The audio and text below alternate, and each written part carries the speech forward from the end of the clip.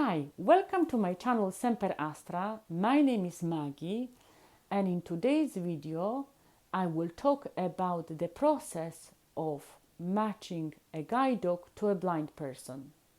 As always, I would like to emphasize that I am not a guide dog trainer and I am just a blind person who really enjoys sharing her experiences with you. So the process of matching a guide dog to a blind person is based on information which is gathered in the process of completing application for a guide dog, and it is also based on information which is gathered in the process of evaluation, which is usually completed by a guide dog trainer. In one of my previous videos, I described in a lot of details the process of applying for a guide dog. And if you haven't watched that previous video, I would strongly recommend that first of all, you watch the video about the process of applying for a guide dog, and then you return to this video, because then this video will make much more sense.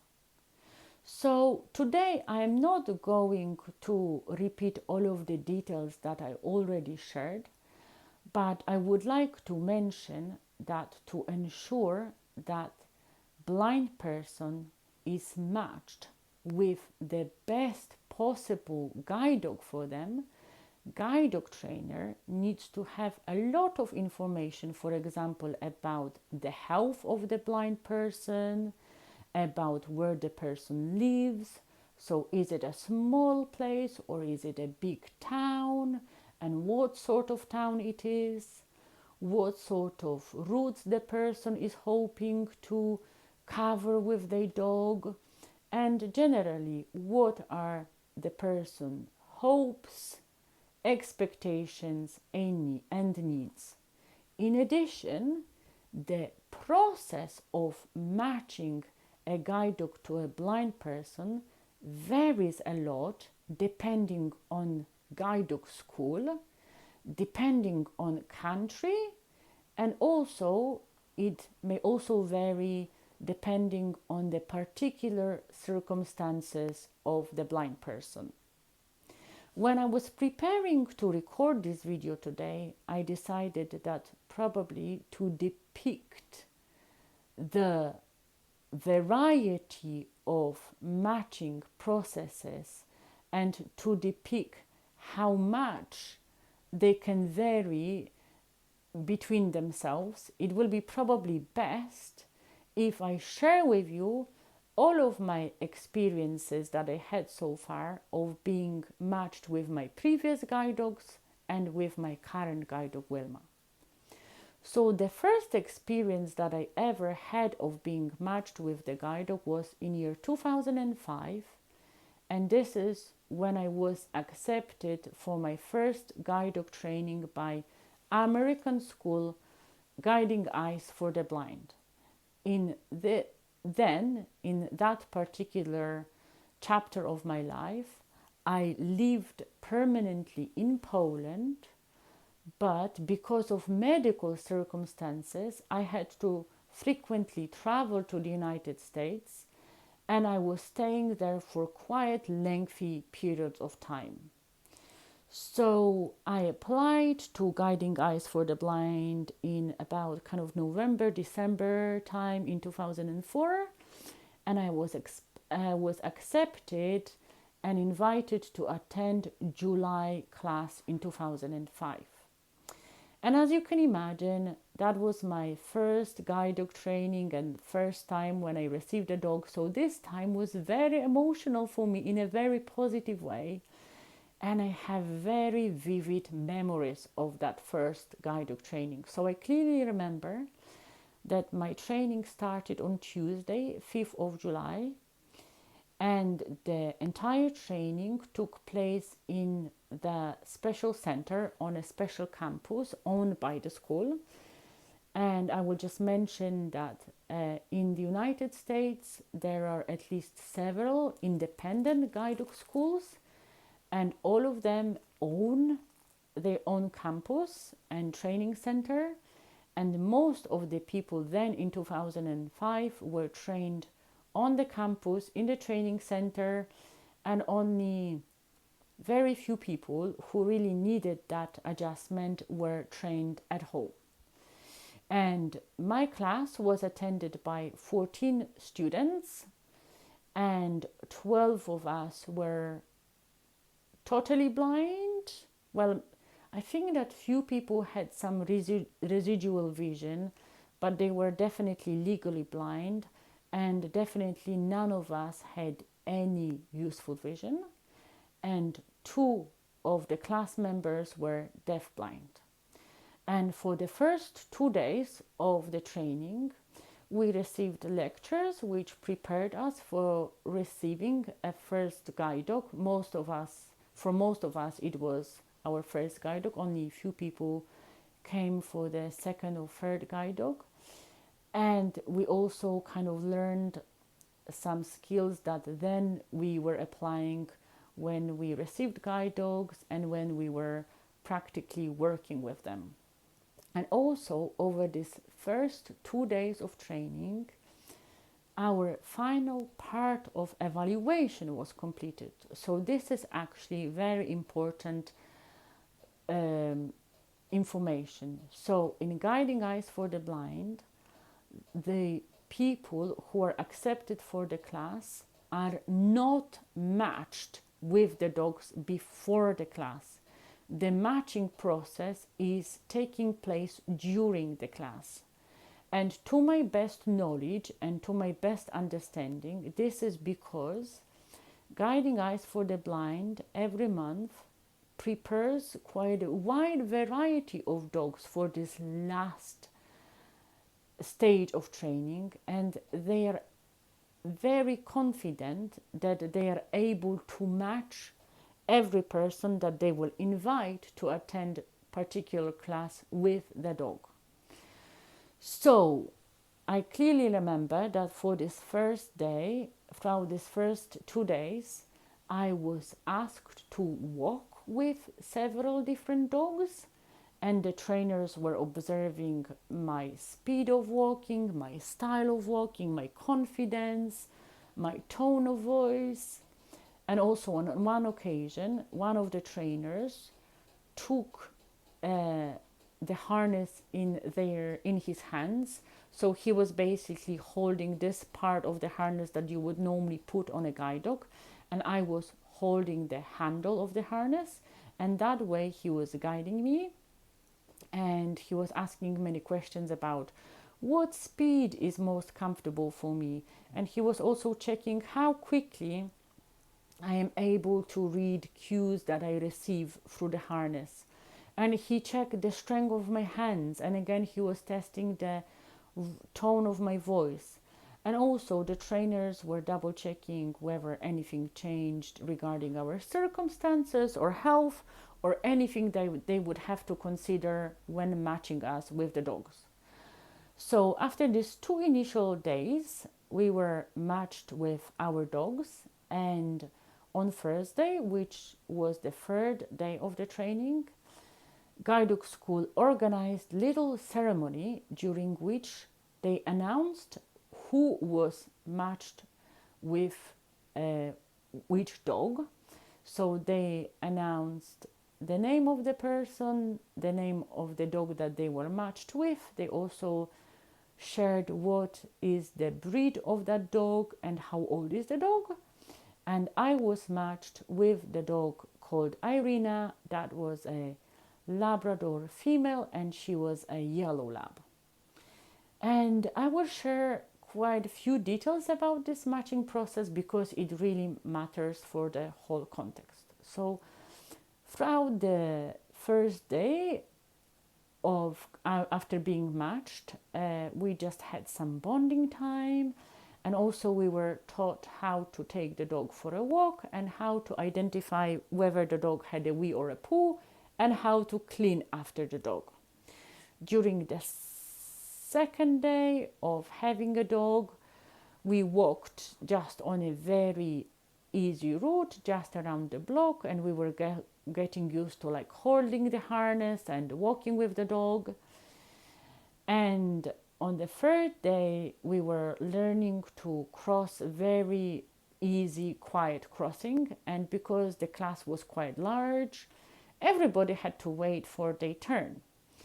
And I would like to share with you one incident which was quite significant. So when I was waiting in a training center for my turn to work with the dog, suddenly the fire alarm went off, and Irina got quite spooked by this fire alarm, and she pulled me so much that I have fallen over.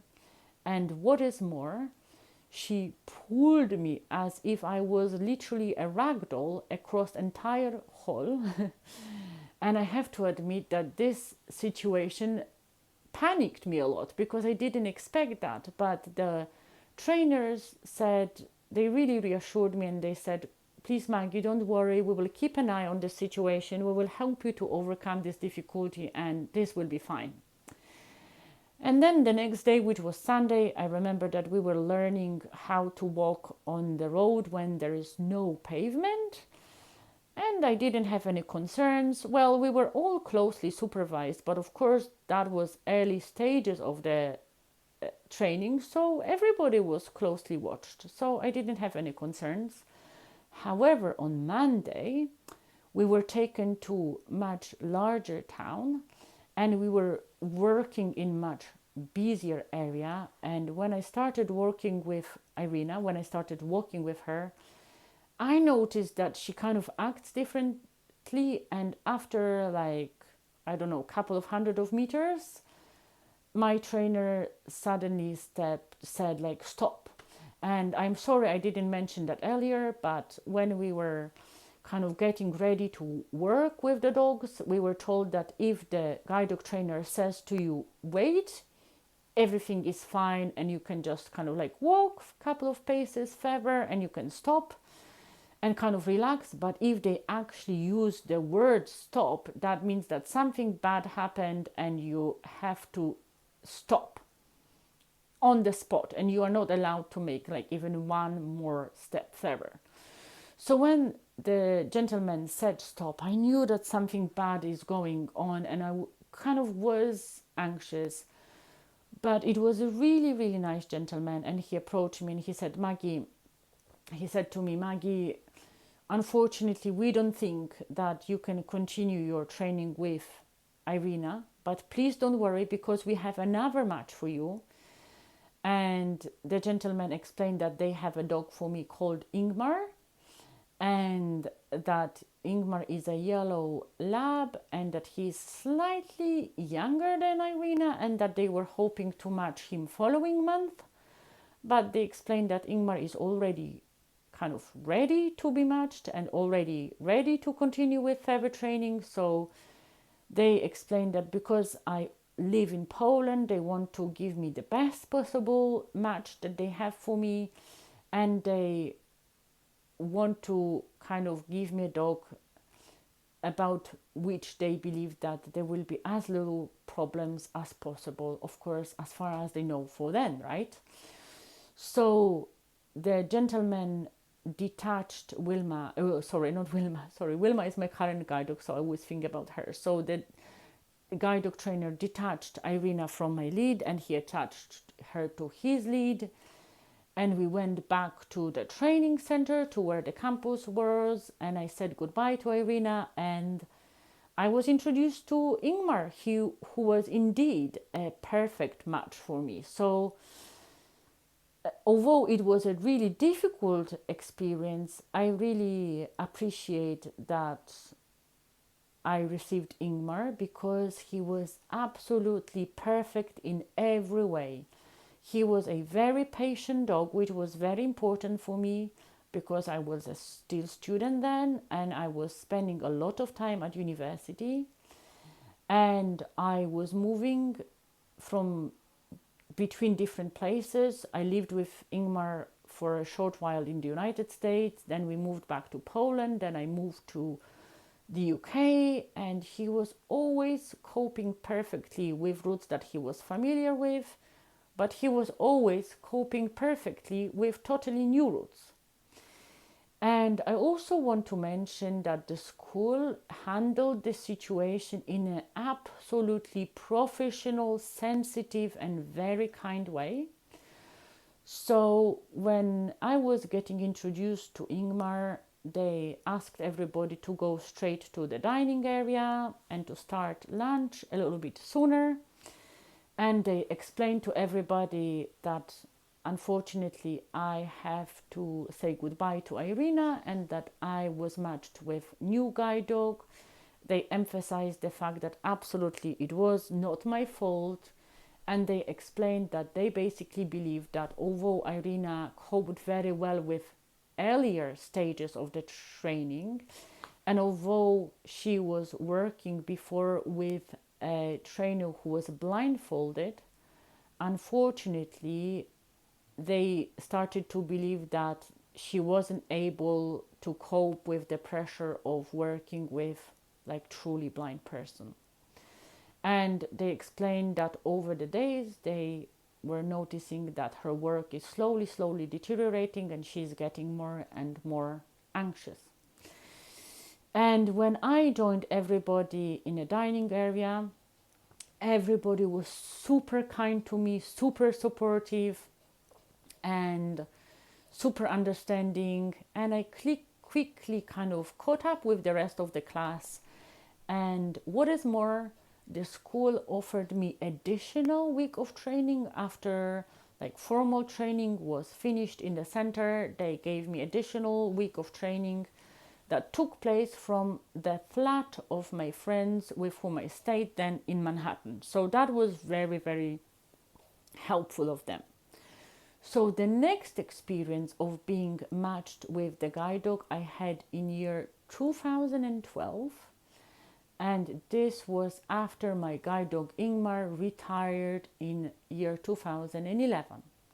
And at this point of my life, I lived in the UK, and I just wanted to clarify that Guiding Eyes for the Blind were supporting me when I lived in the United States and when I returned to Poland. But as soon as I moved to England, they handed my care over to British Guide Dog School, and British Guide Dog School were supporting me and Ingmar from kind of about the time when Ingmar was 7, and more or less from year 2008 to year 2011. And when Ingmar retired, although they already knew me and they knew my needs and my kind of life circumstances, they did entire assessment from scratch, because it is always very important that the assessment and evaluation is up to date. And after Ingmar retired, I was waiting for my first match for about a year. And the first guide dog that I was matched with was called Yuna. And Yuna was a girl German Shepherd. And in England, the structure of the school is different. So British Guide Dog School doesn't own like centers and campuses anymore. And the school is covering entire country, but it is divided into counties. So each, like a separate team is covering separate county. So each team is covering like a different county, more or less. And there are offices of the school and kennels for the dogs, but there is no campuses for people to stay. And when they are training people, in 2012, most of the people were trained for the first 2 weeks of the training in the hotel and the remaining 3 weeks at home. But the matching process is totally different. So the person is matched after they were approved for a guide dog, but before they were accepted for the class. So in order to be accepted for the class, the person needs to be matched with the guide dog. So they brought a first possible match for me to my workplace, actually. So Yuna was brought to my workplace, and I was asked to walk around the area around my workplace, and I was asked to walk quite a long route. But straight away it became apparent to me and to the guide dog trainers who observed me that Yuna is very sensitive dog and that she struggles a lot with a busy, loud town where I was working. And it was quickly decided by guide dog trainers that Yuna will need to be matched with the person who lives in much quieter area and who has much more quieter lifestyle. So I waited for another match for a couple of months, and the next possible match was 2 dogs. And this time the dogs were brought by 2 trainers to my home. And one dog was called Phoebe, and she was Labrador Retriever cross, and she was very pale, like she was nearly white basically, so she was very pale yellow color. And there was a boy called Louis, and he was a male yellow lab, and I was asked to walk with both of these dogs.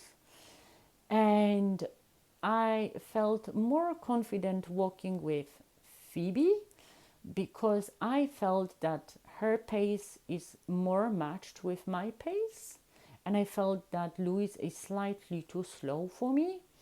And also I felt that Phoebe is more clearly, it was easier for me to read her body language. And the trainers totally agreed with what I thought.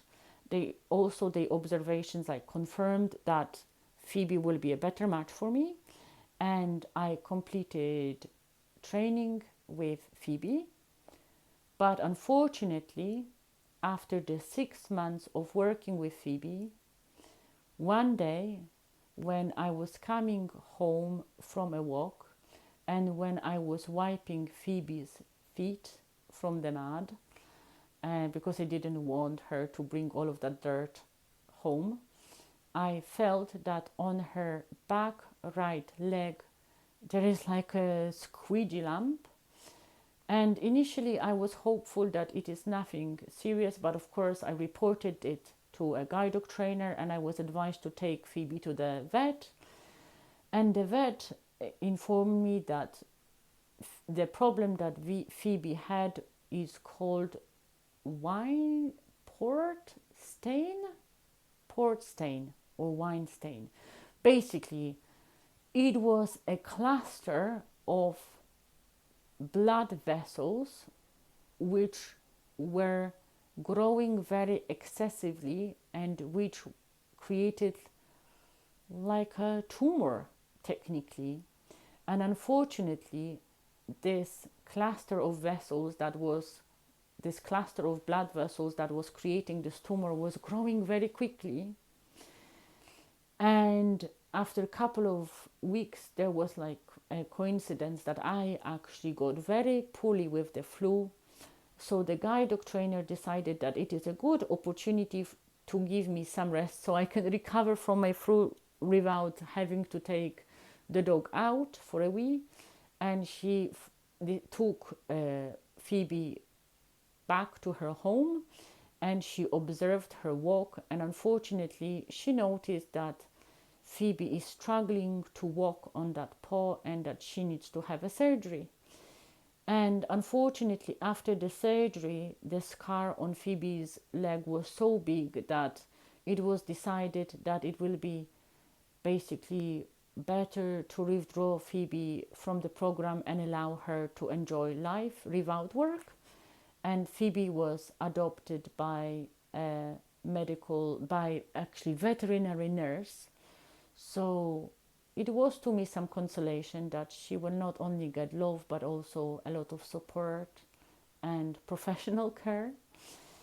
And I have to say that on emotional level, it was really difficult experience because I already got very attached to Phoebe, and she was a lovely, lovely, sweet, funny, cheeky dog.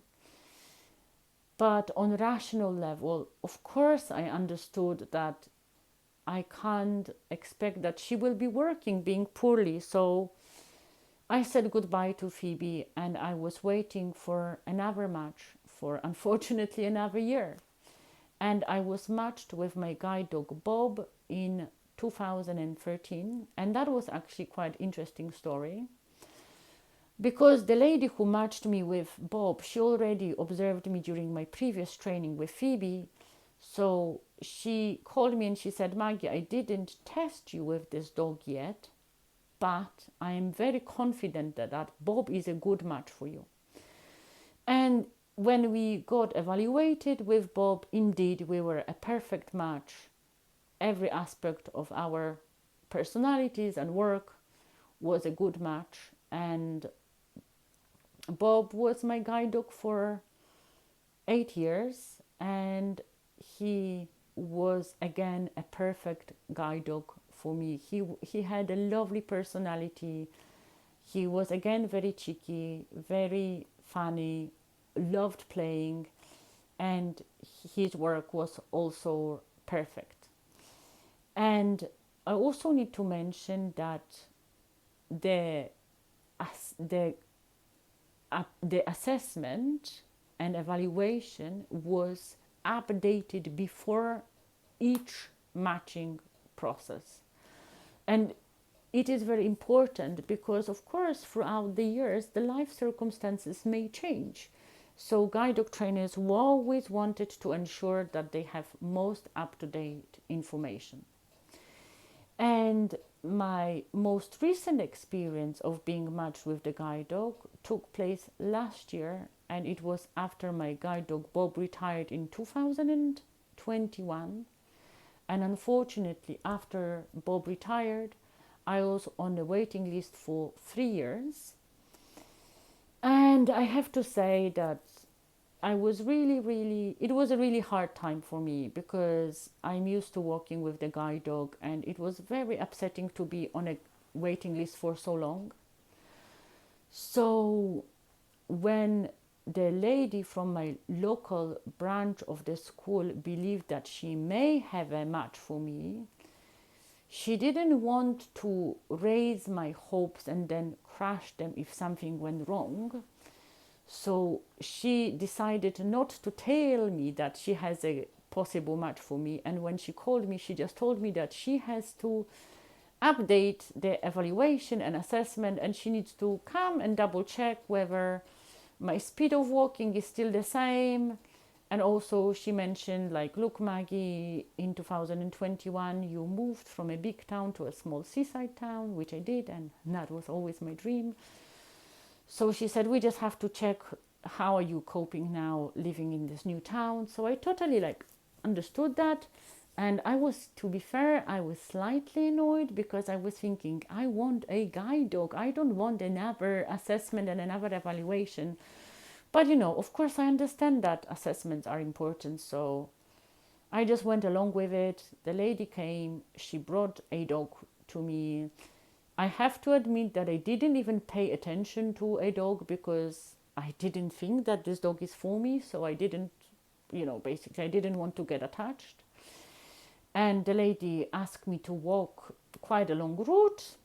And when we came back, she said, actually, okay, are you happy to have a quick chat? So can we go upstairs, please? And when we came upstairs, she said, Maggie, I actually think that Wilma will be a good match for you. And then she explained that she never told me before because she didn't want to basically give me hope and then to take it away. So I kind of was so shocked that initially I wasn't even very enthusiastic about this.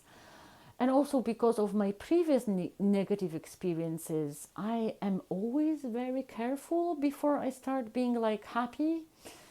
So we decided that the lady will bring the dog again following week, which she did, and it was confirmed that Wilma is a good match. I also have to admit that that time was really difficult for me because my previous retired guide dog Bob was actually suffering from lymphoma, and unfortunately, after a couple of days after I was matched with Wilma, he unfortunately crossed the rainbow bridge. But as you can see, like, that wasn't an easy time for me. But I have to say that when it was finally confirmed that indeed Wilma is a good match for me, I was very happy. And now it is 9 months since we completed our training, and so far everything is going well. So please cross your fingers for me. And to sum up, I just wanted to explain that I shared with you all of my experiences, the good ones and the difficult ones, because I wanted you to know that if something goes wrong and if you experience difficulties, or if the match that you thought that it is a good match appears not to be a good match, please remember that these things happen, and they happen quite frequently actually. And it is okay to kind of experience some difficulties. It is okay to find out that the match is not the best match for us. And the most important thing is to remain resilient, to remain determined, to remain motivated, to remain hopeful. And if you are currently on a waiting list, or maybe you're going through assessment, I wish you a lot of strength, a lot of faith, and I wish you that you have a lot of supportive people around you. And I wish you that finally you will get your perfect match. And I just wanted to say that although, as you can see, I had many difficulties, experiences, in the end, Ingmar, Bob, and Wilma, they were, and Wilma is a perfect match for me. And it was absolutely worth waiting for them. And I'm really happy that I endured through the process, and that I was lucky enough to be matched with them and to work with them. So again, I wish you all the best, and I will see you soon in my next video. Bye bye!